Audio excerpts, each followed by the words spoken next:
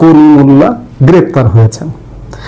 এই গ্রেপ্তারকে একটি পক্ষ বলবার চেষ্টা করছেন যে নাজমুল হাসান কলিমুল্লাহ সরকারের সমালোচনা করতেন, সরকারের বিরুদ্ধে কথা বলতেন, এবং অনেকে এটিও দাঁড় করাবার চেষ্টা করছেন যে তিনি আওয়ামী লীগ, এই জন্যই তাকে অ্যারেস্ট করা হয়েছে, তাকে গ্রেপ্তার করা হয়েছে। আসলে কি তাই? নাজমুল হাসান কলিমুল্লাহর সাথে আমার কোনো পরিচয় নেই, আমি জানি না, চিনিও না। এমনি জানি তিনি বেরবির বিশ্ববিদ্যালয়ের উপাচার্য ছিলেন এবং তুমুল বিতর্কের মাধ্যমে তাকে সেই পদ ছেড়ে চলে আসতে হয়েছিল। এইভাবে আমি তাকে চিনি। একবার তার সাথে আমার হয়তো সরাসরি দেখা হয়ে থাকতে পারে কোনো না কোনো অনুষ্ঠানে, এর বাইরে তার সাথে আমার জানাশোনা নেই। আপনারা যারা ন্যারেটিভ নির্মাণ করছেন যে একজন গ্রেপ্তার হলেই তিনি আওয়ামী লীগ, কিংবা একজন গ্রেপ্তার হলেই তিনি সরকারের সমালোচক, সরকার প্রতিহিংসামূলকভাবে তাকে গ্রেপ্তার করছে, আমার মনে হয় এই ন্যারেটিভটা সঠিক নয়, সত্য নয়। কারণ আপনারা যদি এইভাবে ন্যারেটিভ নির্মাণ করেন তাহলে অন্ততপক্ষে ডক্টর ইউনূসের সরকারের সময় কোনো অপরাধীকেই গ্রেপ্তার করা যাবে না। কারণ গ্রেপ্তার করলে তিনি আওয়ামী লীগ হয়ে যাবেন, গ্রেপ্তার করলে তিনি সরকারের সমালোচক হয়ে যাবেন। তাহলে ডক্টর ইউনূসের সময়ে আর কোনো অপরাধীর শাস্তি দেওয়া যাবে না। আমি সাথে এ কথাও বলতে চাই যে ডক্টর ইউনূসের সময়ে আদালত, আইন যেভাবে চলছে আমি নিজেও সন্তুষ্ট নয়। আইন তারা নিজস্ব গতিতে চলছে কিনা সে ব্যাপারে বিলিয়ন ডলারের প্রশ্ন রাখতে চাই আমিও। কিন্তু আমি বললাম যে গ্রেপ্তার করা মানেই তিনি সরকারের সমালোচক, তিনি সরকারের বিরুদ্ধের মানুষ, তিনি আওয়ামী লীগের দোসর ইত্যাদি নয়। প্রচুর অপরাধী গ্রেপ্তার হচ্ছেন। আজকে নাজমুল হাসান কলিমুল্লাহ আপনাদের চোখে, অনেকের চোখে ভালো হতে পারেন, বা আমিও তিনি ভালো না খারাপ সেটিও বলতে চাই না, তার ব্যাপারে অভিযোগ থাকতে পারে। অভিযোগ প্রমাণিত না হওয়া পর্যন্ত একজনকে অভিযুক্ত করাও যায় না। কিন্তু ভাই, আওয়ামী লীগ সরকারের আমল থেকে আমরা পত্রিকায় বিভিন্ন রকমের শিরোনাম হতে দেখেছি তার বিরুদ্ধে। বিদায়ের আগে আরেক বিতর্ক জন্ম দিলেন ভিসি কলিমুল্লাহ, এটি একটি পত্রিকার শিরোনাম। ভিসি কলিমুল্লাহর 790 পৃষ্ঠার দুর্নীতির শ্বেতপত্র প্রকাশ, প্রথম খণ্ড প্রকাশ করেছে। এবং কারা করেছে? রংপুর বেগম রোকেয়া বিশ্ববিদ্যালয়ে বেরবি ভিসি অধ্যাপক ডক্টর নাজমুল হাসান কলিমুল্লাহর দুর্নীতির শ্বেতপত্র প্রকাশ করা হয়েছে। এটি 2021 সালের 13 মার্চের ঘটনা। সেই দিন বিশ্ববিদ্যালয়ের শিক্ষক কর্মচারীদের একটি বৃহৎ সংগঠন অধিকার সুরক্ষা পরিষদের আহ্বায়ক ডক্টর মতিউর রহমান সংবাদ সম্মেলনের মাধ্যমে দুর্নীতির 790 পৃষ্ঠার শ্বেতপত্র প্রকাশ করেন। আমি জানি না যে অধ্যাপক এই কলিমুল্লাহর নামে দুর্নীতির শ্বেতপত্র প্রকাশ করেছেন তিনি ষড়যন্ত্রমূলকভাবে করেছেন কিনা, কিংবা তিনি আওয়ামী লীগ বিরোধী জামাত বিএনপির পন্থী শিক্ষক কিনা সেটিও জানে না। কিন্তু নাজমুল হাসান কলিমুল্লাহর নামে ভুরি ভুরি এরকম সেই সময়ের পত্রপত্রিকায় অভিযোগ আছে। এই অভিযোগগুলা সেই সময়ের সরকার আমলে নেয়নি কেন? আওয়ামী লীগের অনেক ভালো কাজ আছে, অনেক ভালো কাজের মধ্যে কিছু অপকর্ম আছে যে একজনের বিরুদ্ধে হাজার দুর্নীতি, হাজার অভিযোগ পেলেও কোনো ব্যবস্থা নেয়নি। এটি আওয়ামী লীগের একটা নেতিবাচক দিক। এই নেতিবাচক দিকের কারণে আওয়ামী লীগের দুষ্ট লোকদের একটা আখড়ায় পরিণত হয়েছিল। আমি বলছি না যে নাজমুল হাসান কলিমুল্লাহ দুষ্ট লোক, কিন্তু তার বিরুদ্ধে এত অভিযোগ থাকবার পরেও আমরা যদি দেখতে পারতাম যে আওয়ামী লীগ বিষয়টাকে আমলে নিয়েছে, আওয়ামী লীগ সরকারের দুর্নীতি দমন কমিশন নিয়ে তদন্ত করেছে, করে বিচারের আওতায় এনেছে, অথবা তিনি অভিযুক্ত প্রমাণিত না হলে তাকে খালাস দিয়েছে, তাহলে কিন্তু আমরা স্বস্তির জায়গায় থাকতাম। কিন্তু এই ভদ্রলোক আগে থেকেই যথেষ্ট বিতর্কিত মানুষ, এবং তার কথায় কর্মে বিভিন্নভাবে পত্রপত্রিকায় ভুরি ভুরি উদাহরণ আছে, হাজার হাজার উদাহরণ আছে। কিন্তু সেই বিতর্কিত মানুষকে আমরা সাম্প্রতিক সময়ে দেখছি যে সোশ্যাল মিডিয়ায় বিভিন্ন টক শোতে অংশ নিয়ে উত্তপ্ত করতে, গরম করতে, কিন্তু গরমের কোনো কিছুই নেই, সবকিছুই ঠান্ডা। আমি এটাই বলতে চাইছি যে দুষ্টের দমন এবং শিষ্টের পালন করাটাই হচ্ছে আমাদের। সরকারে কি আছে, দলে কি আছে, রাজনীতি আমি বুঝি না, দল আমি বুঝি না, সেটা আওয়ামী লীগ হোক, বিএনপি হোক, জামাত হোক, কিংবা অন্তর্বর্তীকালীন সরকার হোক, সেটি বুঝি না। বুঝি যে দুষ্টের দমন করতে হবে। এই নাজমুল হাসান কলিমুল্লাহর নামে এত অভিযোগের পরে আওয়ামী লীগ এই দুষ্টের বা তার ব্যাপারে অভিযোগ নেয়নি, আমলে নেয়নি, এটি নিঃসন্দেহে ন্যাক্কারজনক। কিন্তু আজকে যদি ন্যারেটিভ নির্মাণ করবার চেষ্টা করেন যে নাজমুল হাসান কলিমুল্লাহকে আওয়ামী লীগ ট্যাগ দিয়ে অ্যারেস্ট করা হয়েছে, কিংবা তিনি সরকারের সমালোচনা করতেন এই জন্য অ্যারেস্ট করা হয়েছে, এই জায়গায় আমি একমত হতে পারছি না। এটি আমার নিজস্ব একান্ত নিতান্তই ব্যক্তিগত মত। এতে অনেকের ভিন্ন মত থাকতে পারে। মত থাকলে কমেন্ট করে আমার সঙ্গে একটু শেয়ার করুন, আমি জানতে চাই। এবং অনেকে হয়তো না জেনে না জেনেও এ পক্ষ যান ও পক্ষে যান, এমনটা। আমি যতটুকু জানবার চেষ্টা করি, বুঝবার চেষ্টা করি, জেনে বুঝে কথা বলতে চাইছি, বা প্রত্যেকটা কথাই আমি জেনে বুঝে বলবার চেষ্টা করছি। একজন অভিযুক্ত মানুষ, তাকে নিয়ে আপনারা এত মারছেন কেন?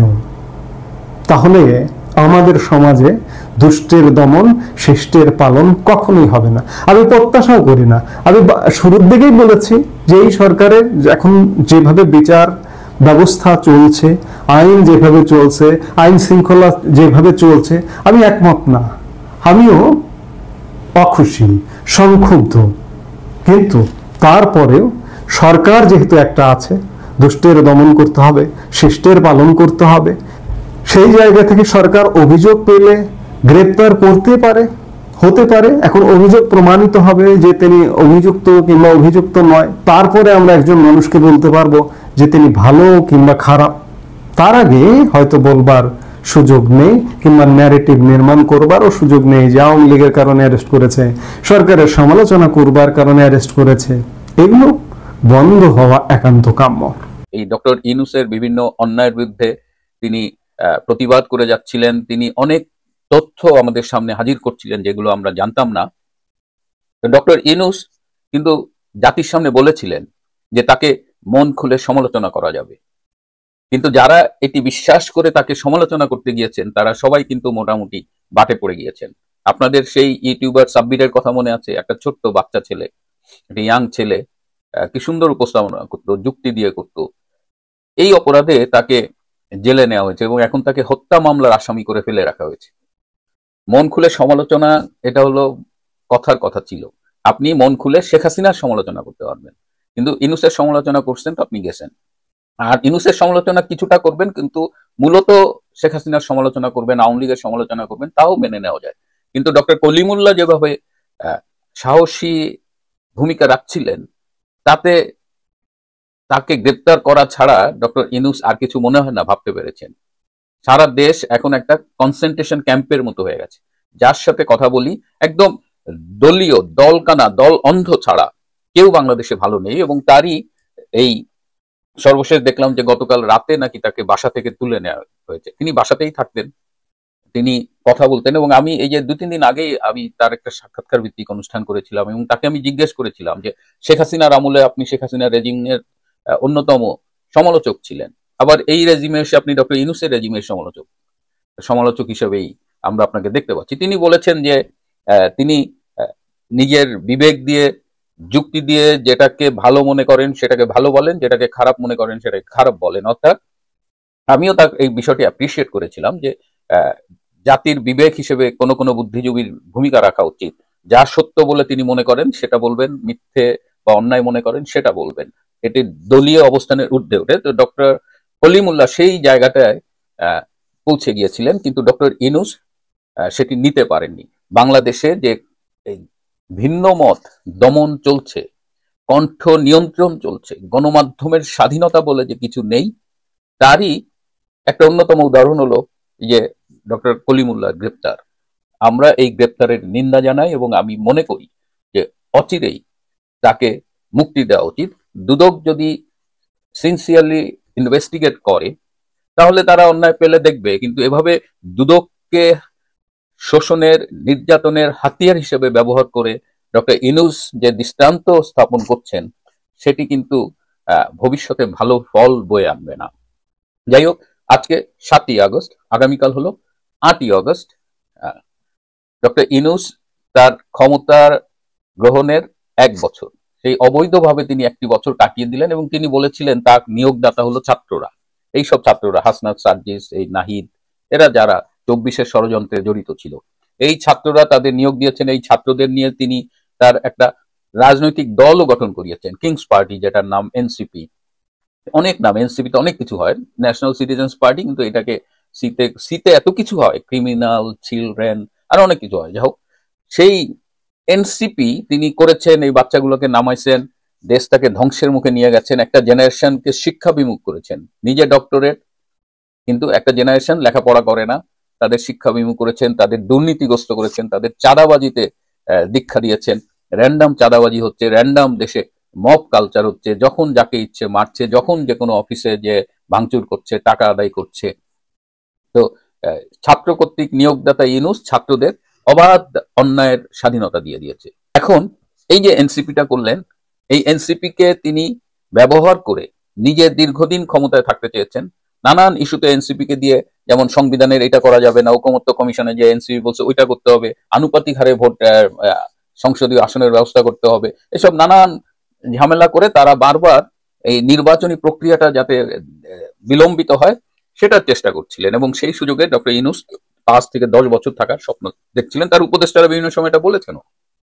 এই এনসিপির সাথে ছিল জামাত, জামাতের সাথেও ডক্টর ইউনূসের দহরম মহরমটা কিন্তু একদম চোখে পড়ার মতো। আমি আগেও বলেছি যে সকালে উঠে হয় জামাতের আমির, নইলে জেনারেল সেক্রেটারি, নইলে কোনো একটা জামাতের নেতার সাথে কথা বলে ডক্টর ইউনূস তার দিন শুরু করতেন। তো জামাত মোটামুটি একটা ধারণা হয়ে গিয়েছিল, বিএনপি কে তারা ভালোই পচাইছিল। সারা দেশে বিএনপি কি করছে আপনারা জানেন, এবং সুন্দর সুন্দর স্লোগান এসেছিল, চাঁদা উঠে পল্টনে, ভাগ যায় লন্ডনে, তারপরে মানে আওয়ামী লীগের মতো করে বিএনপিকেও তারা সরিয়ে দেবে, ক্ষমতায় আসতে দেবে না, এই ধরনের অনেক কথা বলেছে।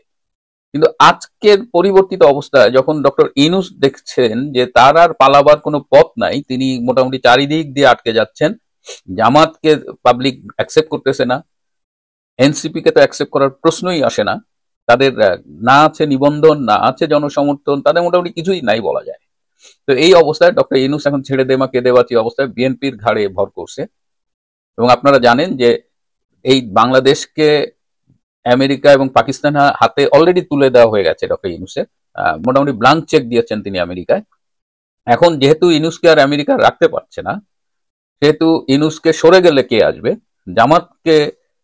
জামাতকে দিয়ে ইউনূসের রিপ্লেস করা যাচ্ছে না, এনসিপি কে দিয়ে যাচ্ছে না, তাহলে অপশন থাকে বিএনপি। এই জন্য গত 24শে জুলাই লন্ডনে বাংলাদেশে আমেরিকান দূতাবাসের যে chargé d'affaires Stacy and Jacobson, সে লন্ডনে তারেক জিয়ার সাথে একটা মিটিং করেছে। মিটিংটা খুব গোপন ছিল, আমি খবর পেয়েছিলাম 26 তারিখে, কিন্তু মিটিং এর আলোচনার বিষয়টা আমি একদম টাইট লিপ ছিল, আলোচনার বিষয়টা জানতে পারি নাই পরে। এখন তো এটা সবাই জানেন, মূলত তারেক রহমান কিন্তু আমেরিকার গুড বুকে ছিল না, কিন্তু এখন আমেরিকা বাটে পড়ে আমেরিকার একটা অপেক্ষাকৃত গ্রহণযোগ্য দল দরকার যাদের পিপুল সাপোর্ট আছে।